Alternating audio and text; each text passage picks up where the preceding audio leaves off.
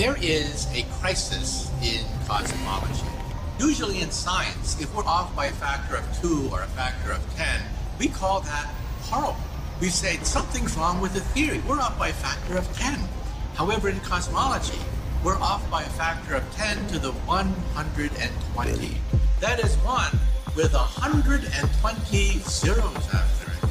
This is the largest mismatch between theory and experiment in the history of science. In science, we always say that you make observations, you have a theory, you can go make more observations, and it's a very, very tedious process. Wrong. Nobody that I know of in my field uses the so-called scientific method. In our field, it's by the seat of your pants. It's leaps of logic. It's guesswork. It's guesswork. We have been given the scientific knowledge, the technical ability, and the materials to pursue the exploration of the universe. To ignore these great resources would be a corruption of a God-given ability. 10, 9, ignition sequence start. 6, 5, 4, 3, 2, 1, 0. All engine running.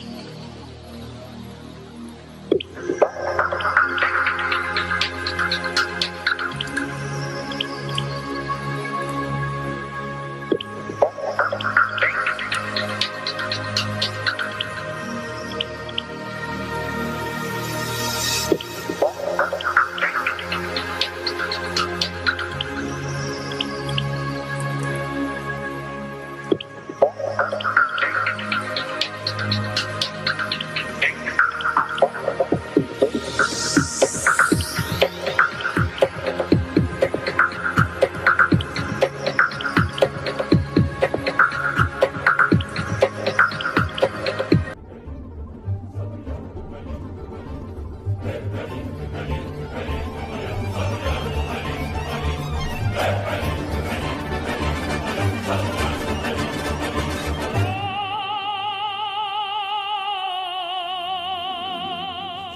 funny that we said that this is what we're in right now. This is what we're on before any instrument approved. Until, pause. Can you do it?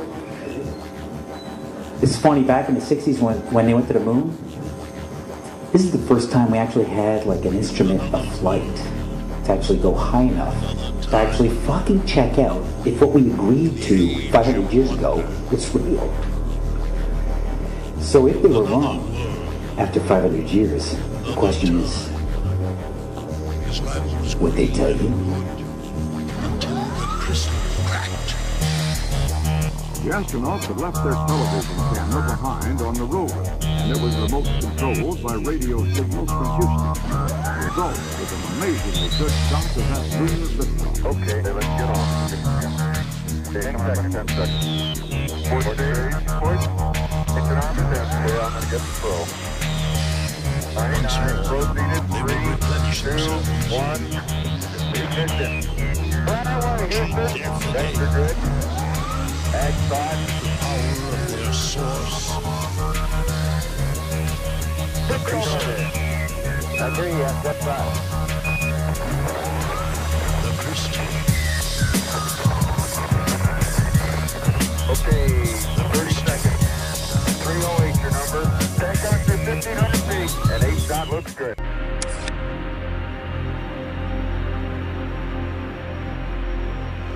And straight from the college campus, Dale Gardner. That is just a quick scenes of life in orbit. Our first task, of course, was to deploy Telesat. It was a nighttime deploy, and so this is a TV picture, nighttime TV picture of the deploy. It looks more or less like in the day, you just can't see it too well.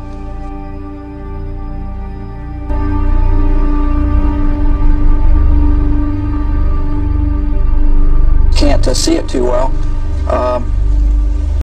Why the fuck you lying? Why you always lying? Oh my God, stop fucking lying. Today's announcement sends a clear signal to the world that we are restoring America's proud legacy of leadership in space.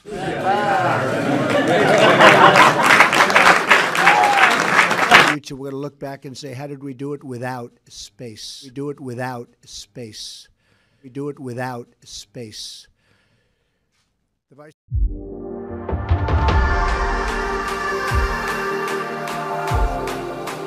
Can she see me yet? I can. This is pretty cool technology you got here. So let me try to.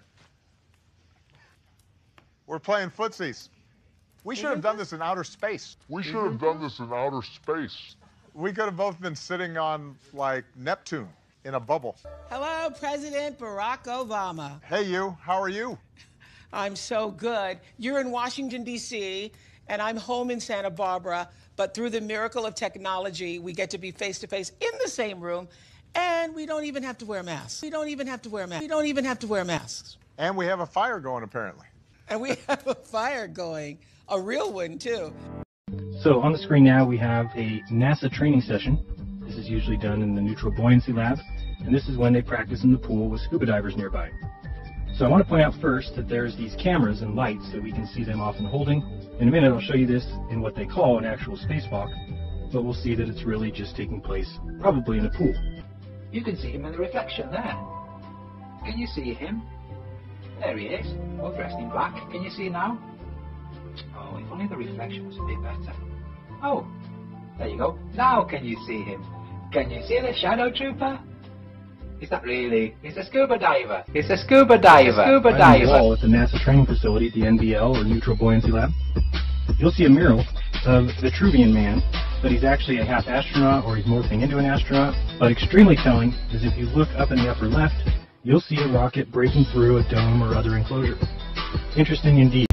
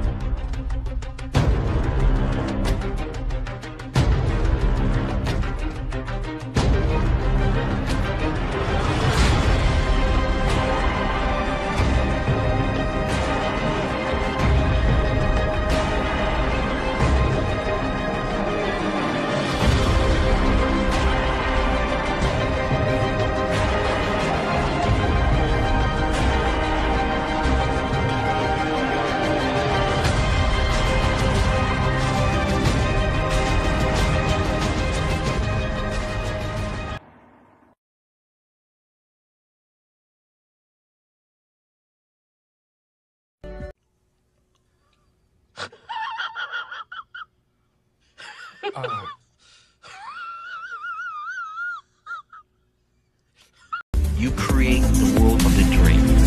We bring the subject into that dream, and they feel it in their subconscious. How could I ever acquire enough detail to make them think that it's reality? Well, dreams, they feel real while we're in them, right? It's only when we wake up that we realize something's actually strange.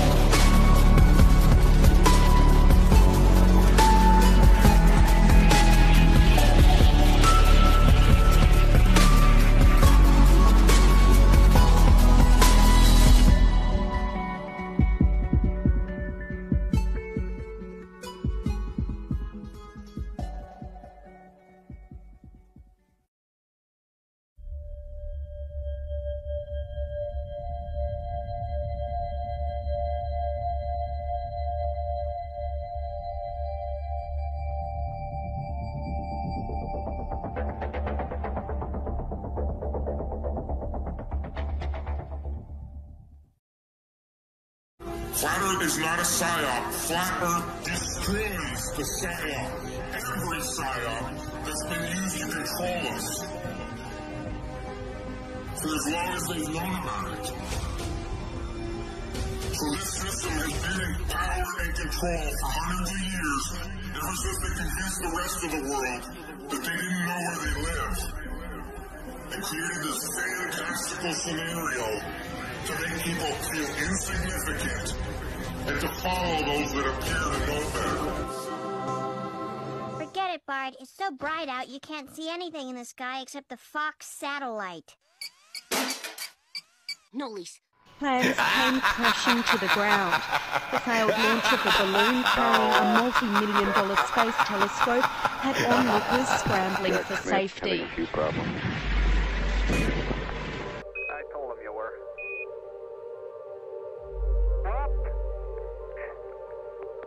Okay. We see that one went all the way in. Not quite. But there it is. All but about 5 inches.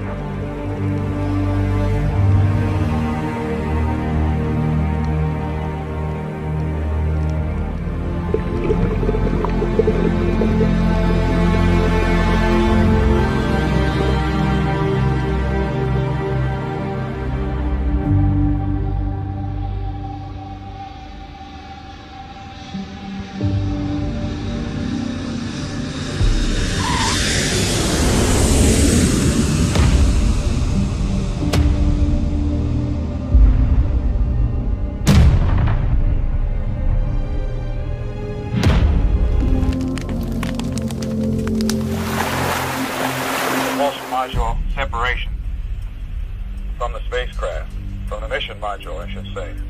Now, why is this Well, we pitch the spacecraft down so that we get good communications with the Earth. And so when the low-gain antenna is located closer to the Earth, we can hear it better. And that way we can then see the separation of the deployment of the RTG boom and the science boom, and then the separation or jettison of the propulsion module itself. At this time, we are coasting with as the model indicates, with the RTG boom and the science boom both latched down to the side. We've finished using the solid rocket motor, and we are using the 5-pound rocket motors at this time for control.